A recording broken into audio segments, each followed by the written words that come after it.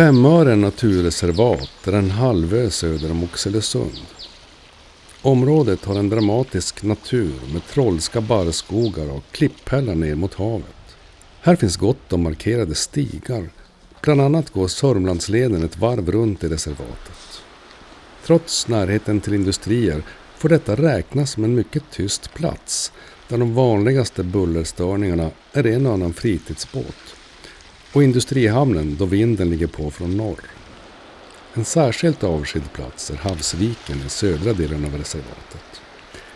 Här har det goda möjligheter att få varva ner framför den obrutna havshorisonten en bra stund, kanske i sällskap med andra som också förstått att detta med att sitta ner och inte göra mycket alls egentligen är grejen.